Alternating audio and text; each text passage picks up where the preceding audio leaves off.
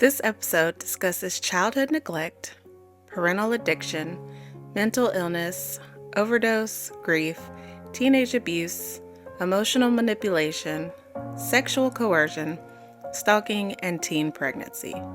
There are no graphic details, but the themes are heavy. Please take care of yourself while listening. Pause when you need to. Come back when you're ready.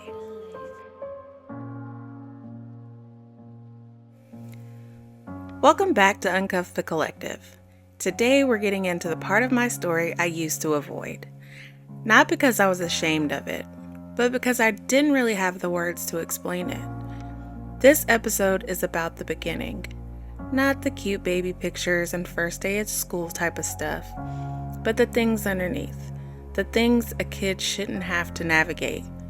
We're talking about being moved from place to place, learning to survive grown-up problems in a little girl body, watching my mom disappear into addiction, losing her young, and the kind of grief that rewires your entire personality. We're talking about how I learned resilience before I even knew the word. We're talking about the guilt I carried after she died, the dreams, the what-ifs, the way my brain tried to pin blame on itself. And we're talking about walking straight out of that grief into my first abusive relationship, and eventually becoming a teen mom, trying not to repeat the things that hurt me. This isn't the pain porn episode. This is the context, the blueprint, the part of the story that explains the parts that come later. So take a breath, I'll take two, and let's go back together. Before we get into this, I want to say something clearly. This podcast is my story. My lived experience with addiction, recovery, trauma, and healing. I'm not a therapist. I'm not a doctor. Nothing here is meant to be medical advice. If you're struggling, please reach out to a licensed professional or local support resources. You deserve real help. You deserve real support.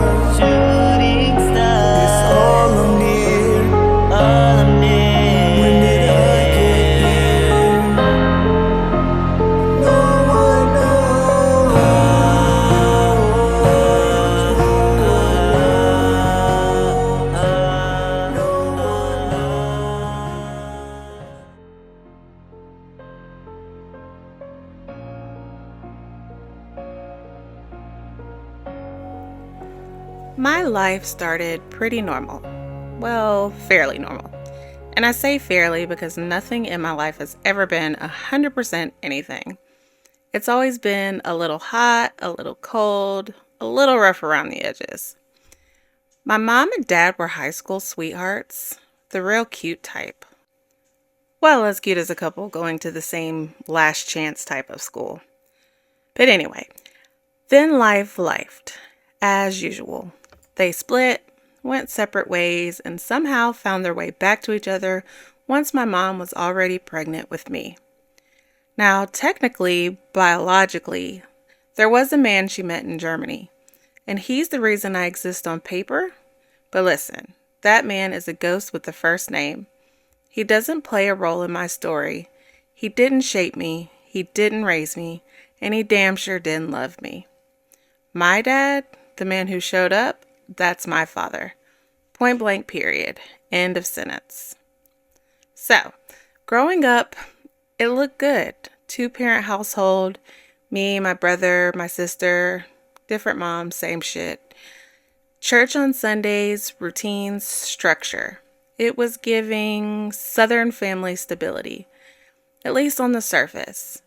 But life has this funny way of planting cracks long before you hear anything breaking. Then things shifted.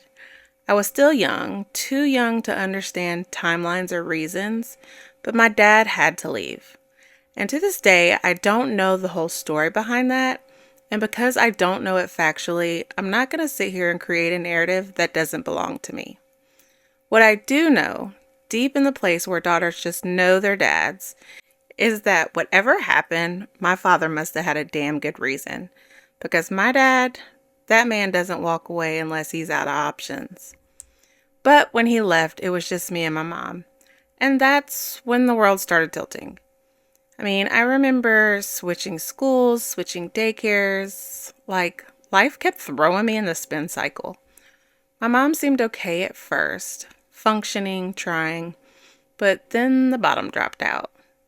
Utilities started turning off and on like the house was trying to communicate in Morse code. Our swimming pool got repossessed, and girl, I didn't even know a pool could get repoed. My mom was there, but she wasn't present. She was a body in a room, but her mind was somewhere else entirely. You can feel that difference as a kid. The way the air gets heavier in a house where the parent's body is home, but their mind is gone. And even as a little kid, the kind who should have been worried about cartoons and snacks, I knew she was using. I knew because I found the needles. I knew because nobody had to explain it. Kids always understand more than grown-ups think. And the truth is, I was alone. Like, alone. A lot. I remember talking to myself just to have company and microwaving bath water, and by the time I walked it to the damn tub, it was cold again. I used to sit in the giant dirt hole where the swimming pool used to be, trying to fill it up with my imagination, because the actual water, the comfort, the fun, the childhood, that was gone. My childhood shifted from fairly normal to survival mode before I had even hit double digits. And this is the thing. Addiction is not just about drugs. It's about everything that never healed before the drugs even entered the picture. My mom went down fast and hard. Her decline wasn't slow. It was a nosedive. And now that I've lived addiction myself, I understand how terrifying that free fall is.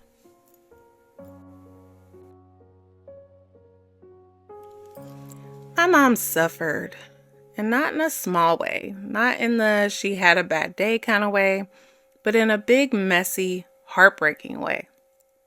My mom was fighting battles she never had the tools for. Addiction, bipolar disorder, depression, trauma that stretched so far back it probably didn't even have a beginning. Trauma handed down like a family heirloom nobody wanted, but everybody kept anyway. And honestly, most of her people suffered too. Addiction and mental illness didn't just visit my family. They moved in. They started renting out an Airbnb. Most of the people in my bloodline battle something. Addiction, alcoholism, depression, bipolar disorder, or even all of the above. It was my family tree's version of a welcome package. Addiction ran through that side of the family like a damn relay race, passing the baton from one generation to the next. And my mom was no exception. Her story started heavy. Her mom died from cancer when she was only 4 years old. Her father disappeared and became one of those men who made promises like cheap soap bubbles, shiny for a second, then popping the second you reach for them. Not to mention, she grew up in the 70s, where half of the neighborhood was doing drugs out in the open, and grown people didn't think twice about handing it over to a teenager, like it was just party favors. And statistically, the numbers match as well. Children of parents with addiction are 8 times more likely to develop addiction themselves. And then mental illness and addiction run through families like rivers, predictable, generational, inherited without consent. Looking back, it all makes sense. living through it, it just felt like chaos I was supposed to survive. But that's the soil she came from, the storm she was raised in. When you put all that together, she never stood a chance. Not really. And as much as it hurt me as a kid, as much as it shaped me, as an adult, I can look back and say, my mom wasn't a bad person. She wasn't a monster. She wasn't some villain from a Lifetime movie. She was a wounded woman drowning in her own pain, trying to mother while she could barely breathe. And that's what I was born into. Not just her, but the entire system around her.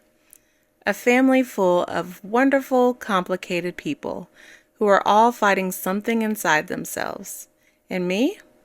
I was trying to grow roots in soil that was already on fire.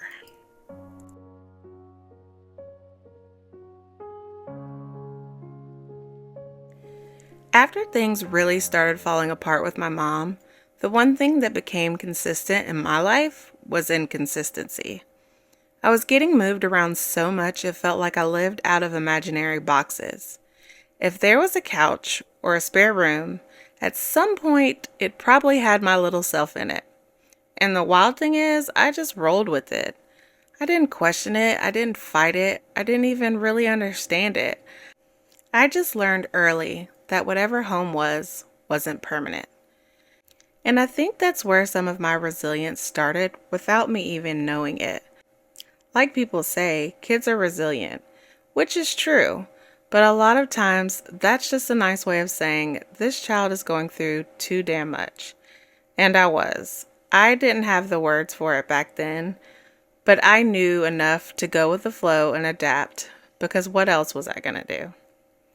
Now, when people hear I got moved around a lot as a kid, they automatically jump to the whole nobody wanted her narrative. And let me be very clear, that was not my story.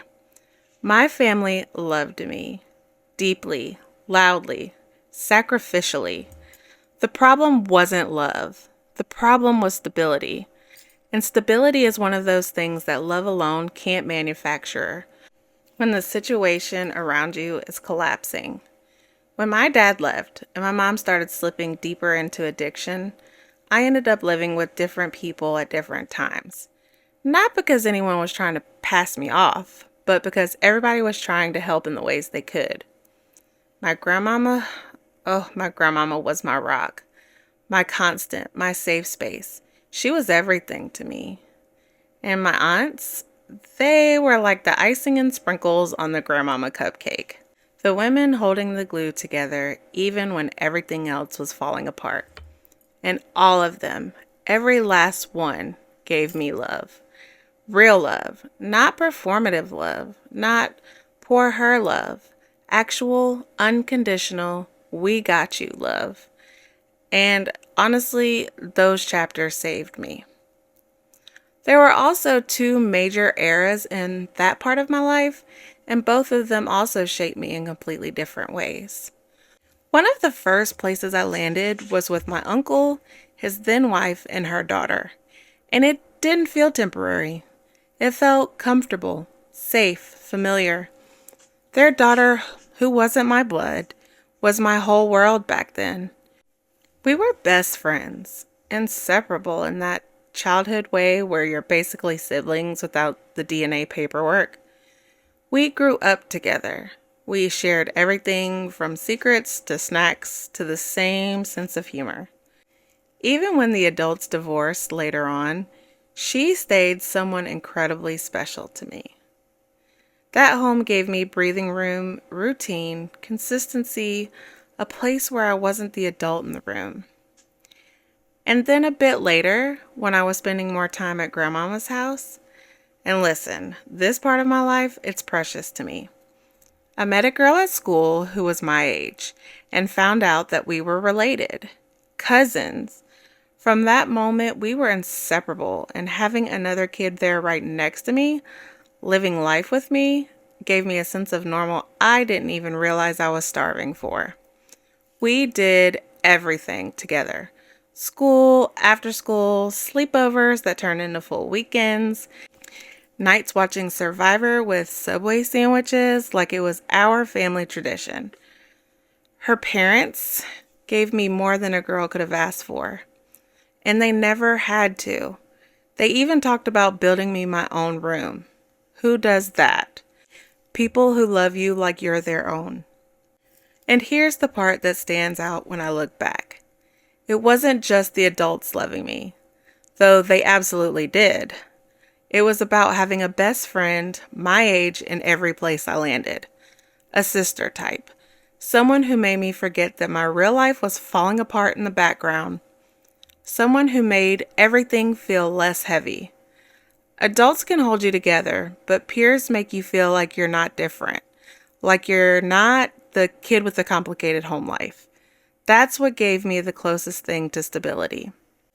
I give this background because not only is it important to my story, but I would be remiss not to acknowledge that I was loved, wanted, and blessed. But even in that, I still miss my mom. And I missed her in a confusing way, where you're waiting for someone who keeps hurting you because you still love them. And I don't think I fully understood why she wasn't there. Well, maybe part of me did and blocked it out. Maybe part of me genuinely didn't know. Probably both. Even with all those amazing adults, even with all that support, even with two different cousins who felt like sisters I didn't know I needed, I still miss my mom. And that wound, nothing could patch it. I saw her sometimes. We talked sometimes. She wasn't a ghost, she wasn't gone forever, but she wasn't mine in the way a mom's supposed to be. And as a kid, that emptiness sits in your chest like a locked room you're too young to understand but old enough to feel. Because you can be loved by a whole village and still ache for the one person the world keeps taking away from you.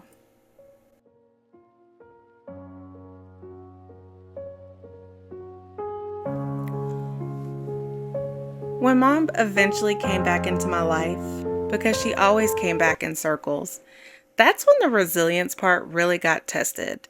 Because suddenly I wasn't the kid being protected. I was the kid doing the protecting. I was the one taking her keys so she wouldn't drive.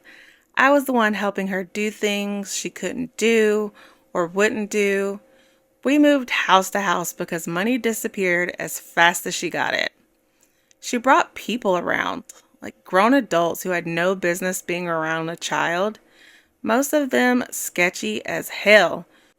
One man I didn't even know crawled into bed with me once. He tried to play wrestle. Well, that's what he called it anyway.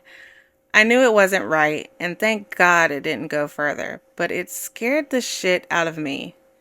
She used to pawn my things, steal from me. One time, she almost burned the entire house down, literally, like about to be a full-on grease fire. I remember running outside to get air, and then rushing back in to open a window, and then rushing back out to catch my breath.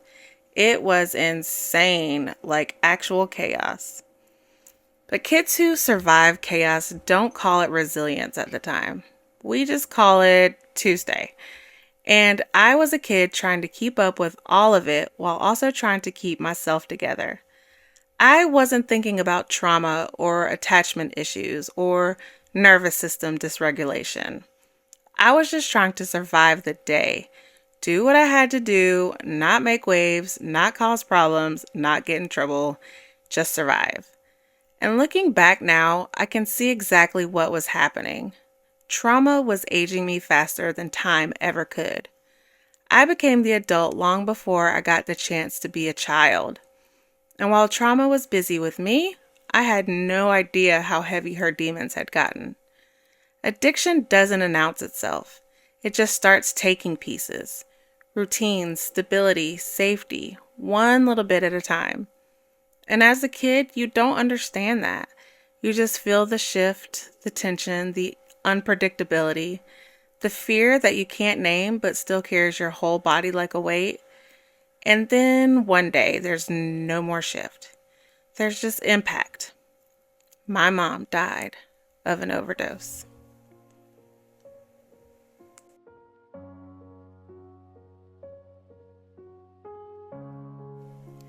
Losing my mom, that was the moment everything cracked open.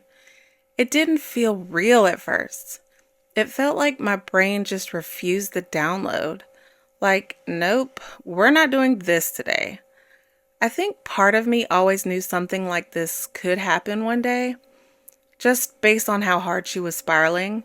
But knowing something in theory and having it actually happen, those are two different earthquakes. I remember the day in pieces. Like someone shuffled the deck of memories and only gave me a few cards back. She'd been in the car all night, and my cousin and I had helped her inside that morning. She was so out of it, she could barely walk. And then she had this brown stuff around her mouth. And even though I didn't know the science behind it at the time, my body knew what it meant. But I still put her to bed, turn on the AC, let her rest, because that's what I'd always done. Take care of her the best way I knew how. Then later my uncle came back to check on her, and that's when my timeline split. I walked into her room and something in the air felt wrong, off, heavy. He made some noise to try to wake her up. Nothing. I tried to shake her and she was cold. And not needs a blanket cold. Cold like she wasn't in there anymore. And I didn't cry. Not right away. My body went straight into shock. Like it said, we're not doing emotions today. We're just surviving this moment. Because I'd lived so many years waiting for something terrible to happen that when that terrible thing actually showed up, my brain just folded in on itself. The crying came later. The anger came harder.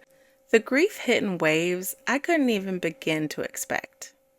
And I blamed myself. I would have dreams, nightmares, that maybe she died from that smoke inhalation from the time she almost set the house on fire.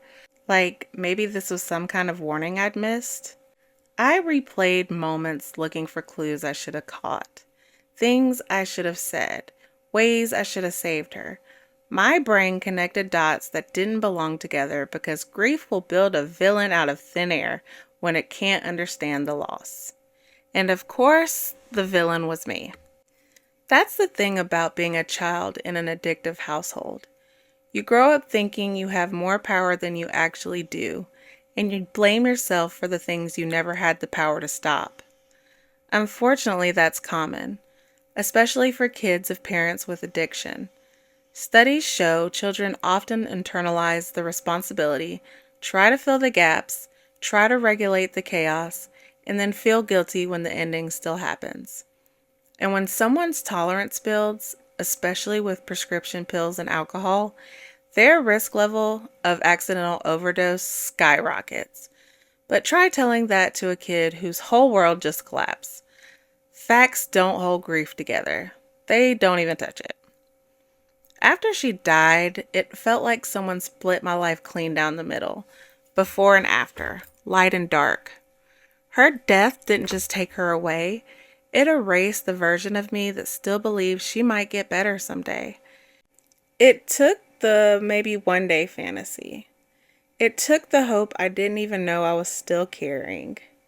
It took my childhood in one swing. Her death, it didn't just hurt. It rearranged me. It rewired how I loved, how I trusted, how I survived. It was the moment my life stopped being childhood and starting being something else entirely. After that, everything changed. How I saw myself, how I moved, who I trusted, what I tolerated. That was the day I had to grow up in a way no kid should have to. And I didn't even realize it yet, but that moment set the stage for the relationship that came right after. The one that would drag me into some of the darkest years of my life. Because when you lose the one person you've been chasing your whole childhood, the idea of their love, their attention, their maybe tomorrow, you will cling to anything that feels like connection, even if it's toxic as hell. And that's exactly what happened next.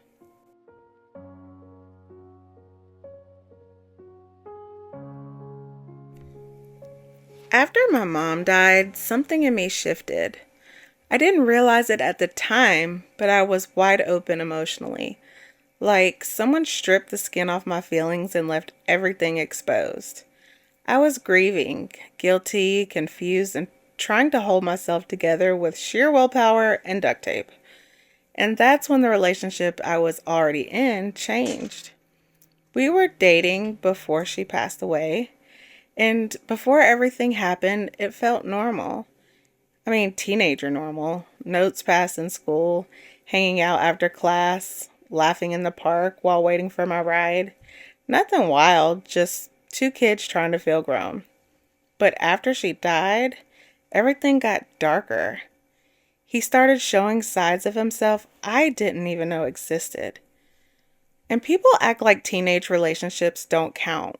Like the pain doesn't hit the same unless you're grown, paying bills, and arguing over who left the milk out.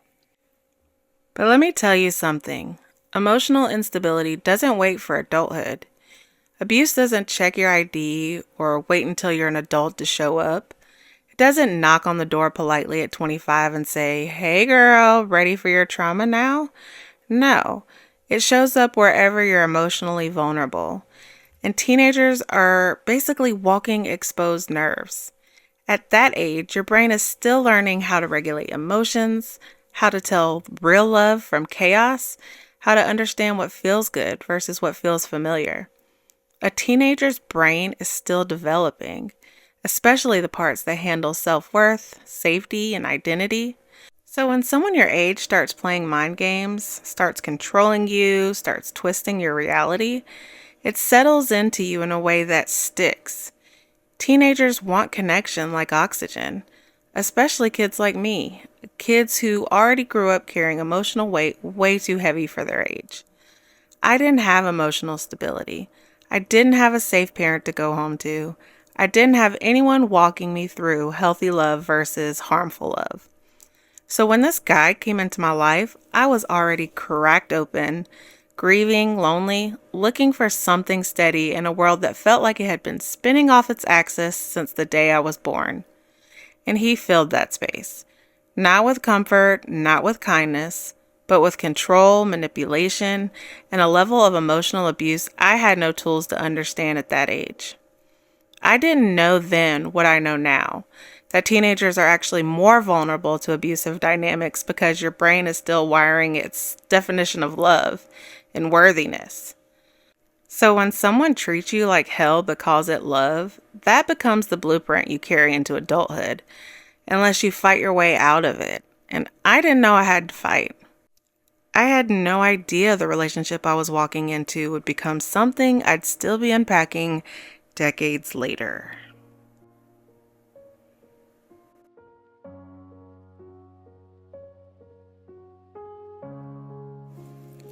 It started small, emotional stuff. Letters passed to me at school that were meant to upset me, accuse me, make me doubt myself. Back then, I didn't have the language for emotional manipulation. All I knew was every time I opened one of those letters, my stomach dropped and I'd end up crying. And he admitted straight up he liked seeing me cry. That should have been the first siren going off in my head, but I was 16 and grieving and desperate for anything that felt like connection. He was possessive too. If I wanted to do something with my family, he got mad. If I didn't invite him everywhere, he acted like I was betraying him. Meanwhile, I'm thinking, sir, I am literally a child. My family is not about to let me drag you everywhere like a damn emotional support human. But I didn't tell anyone. I just absorbed it.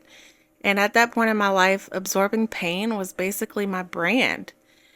Then things escalated, slowly at first.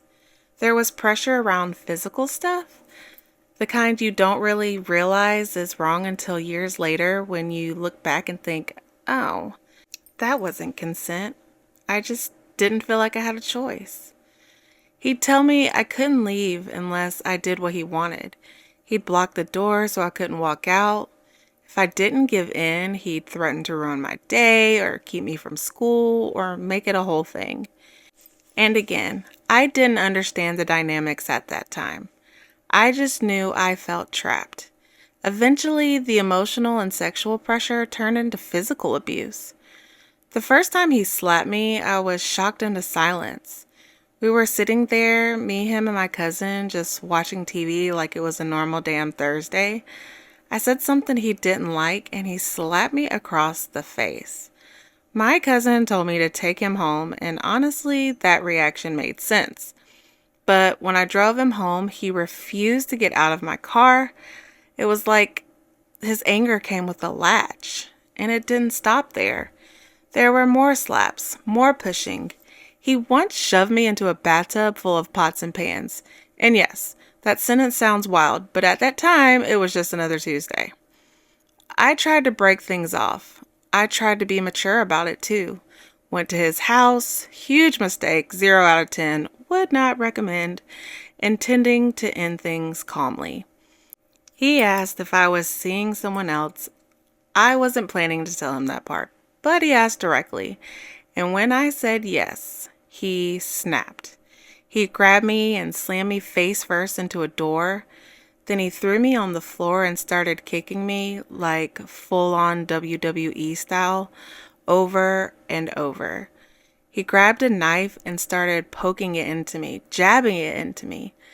It was dull, thank God, so it didn't break the skin, but the bruises were all over me. And then I heard a knock on the door. He told me someone was there to bring him a gun to kill me. But to this day, that knock is the reason why I'm still alive. He had told someone he was about to hurt me. They showed up, not to help him, but to save me. They talked him down and I left with my life. But it didn't end there. Abusers rarely accept no the first time, or the fifth. He stalked me, hid in the shed in my backyard and watched me, tried to open my car door at a traffic light. And then when he noticed my car was locked, he got in the car behind me and chased me around town. I had never wanted to get pulled over so badly. He would show up, beg for me back, and then hurt me again when I refused. Spread rumors, said disgusting things, the kind of words meant to break a teenage girl in half. And when he found out I was pregnant, it got worse. The anger, the threats, all of it. That was my life at 16 and 17. Trying to heal from my mother's death while being emotionally, sexually, and physically terrorized by someone who swore he loved me. And that kind of pain, it embeds itself. It becomes part of your wiring until you finally get old enough, strong enough to unwire it. And here's the part that's hard to admit. It wasn't that I didn't have adults in my life who loved me. I had plenty of people who would have stepped in, protected me, yanked me out of that situation so fast his head would have spun. But I wouldn't let anybody into that space. Even though I knew what he was doing was wrong, even though the pit in my stomach wasn't butterflies, it was fear wearing a disguise, there was part of me, the masochist in me, the trauma-trained part of me, that didn't want it taken away. Because chaos was familiar. Intensity felt like attention, and attention felt like love. Because that's what my nervous system had been trained to believe since I was old enough to microwave my own damn bathwater. So I kept it quiet. I protected him more than I protected myself. I let the emotional abuse slide, the possessiveness, the comments that were meant to make me cry. I let him fill the space where my mother's absence left a hole, even if what he put there was poison. And that's how it started. By the time I got into my mid-teens, let's be real, my relationship track record wasn't exactly winning awards.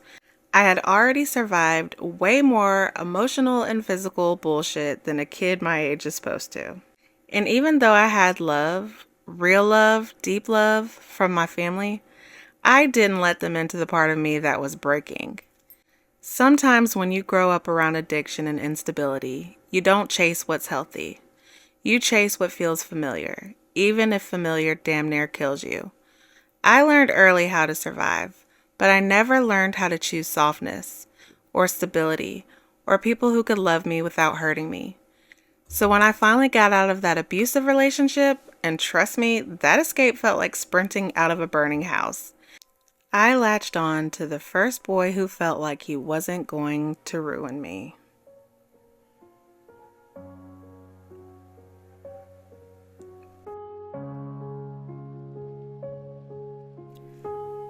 So, in the next relationship, I didn't love him. I just needed the abuse to stop. I wasn't picking partners from a place of self-worth. I was picking from a place of survival. And leaving an abusive relationship at that age, it's wild because you know something's wrong, but you're so emotionally warped by what you've lived through that it feels safer to run toward anything that doesn't hurt you in the same way. And that's how I ended up with my kid's father. Not because it was some fairy tale high school sweetheart thing, but because he was my escape route from my abuser. And then I got pregnant. 17, pregnant, 18, a mother. Just a kid raising a kid. Here's the thing though. As much as people love to judge teenage moms, the truth is more complicated. The reality, girls with childhood trauma, neglect, or abuse are far more likely to become teen moms. It's not a stereotype, it's data. Studies show girls who grow up with abuse or neglect are twice as likely to become pregnant as teens. One study found nearly 29% of maltreated girls were pregnant by 17. Trauma isn't just emotional, it literally rewires decision making, attachment, self worth, and impulse control. And instability, being moved around, living in survival mode, all of that puts you in the statistical danger zone for early pregnancy. So when people look at someone like me and say, how does a girl end up pregnant so young? Baby, the question should be, how did she not? Because everything I lived through, the addiction, the instability, the lack of emotional safety, the abuse, all of it stacked the deck. And I wasn't out chasing love. I was chasing escape. I was chasing normal. I was chasing anything that didn't feel like pain. But the moment my daughter was born, everything shifted. Not magically, not overnight, but enough that I knew my life wasn't just mine anymore. She changed the entire trajectory of my story. Not because motherhood fixes trauma, but because loving her forced me to finally confront the parts of myself I kept avoiding. Her birth wasn't the end of my childhood chaos, but it was definitely the beginning of me trying, really trying to build something different. And then there's that part I didn't talk about back then, the fear. Because once I knew I was pregnant, once I knew I was bringing a baby into this world, a little voice in my head started whispering all the things no one wants to say out loud. What if I pass this shit on? What if my trauma becomes her trauma? What if the cycle doesn't end with me? I was so scared and so young, grieving my mom, escaping abuse, trying to love someone who didn't love me well, and suddenly I had this life growing inside of me. And I felt this responsibility to protect her from everything I wasn't protected from. It's strange how becoming a mom that young can be both the thing that terrifies you and the thing that saves you. She made me want better. She made me try harder. She made me pay attention to the patterns, the generational cycles, because the one thing I refused to do was hand my daughter the same pain I had inherited. I didn't have it all figured out. Hell, I barely had anything figured out. But I knew one thing with certainty. The cycle was going to break with me.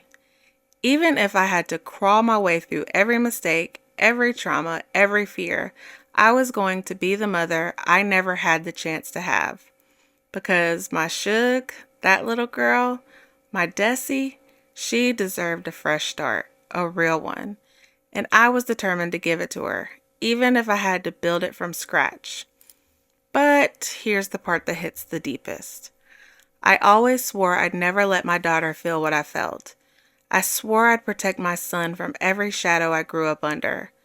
And I promised myself the cycle would end with me. And then, one day, I became the exact same version of the person I'd swore I'd protect her from. I became the person I was terrified my son would ever have to watch fall apart. The trauma got me too.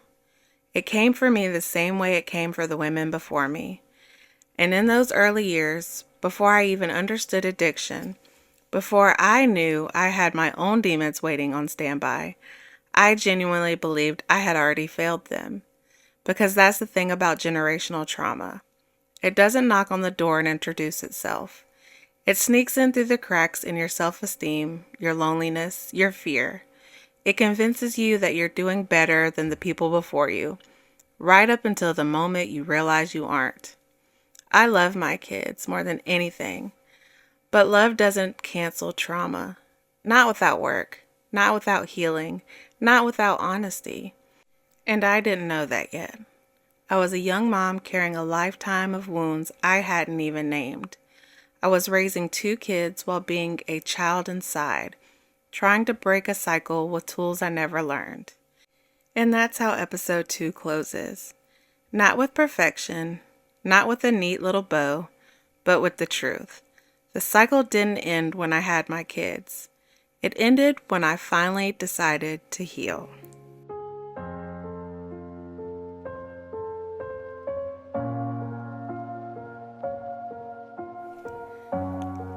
Thank you for sitting with me through this part. It's not easy to talk about the thing that shaped you before you even had language to explain it.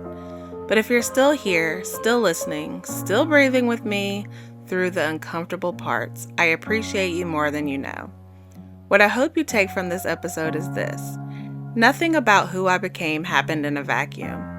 Trauma doesn't just go away. It teaches you how to love, how to trust, how to panic, how to attach, how to lie to yourself until you finally learn something different. And yeah, I became a teenage mom trying so hard not to pass on the same generational wounds that raised me. And then one day, I looked up and realized I had become a version of the very person I swore I'd protect my kids from. The trauma got me too. And facing that, really facing it, is what changed everything. Next episode, we're moving into the years that broke me wide open. The relationship that ended, the drinking that escalated, the choices I made that I'm not proud of, and the nightlife numbness I kept calling fun. This is where survival mode turns into self-destruction and where I start losing pieces of myself without even noticing. I'll meet you there.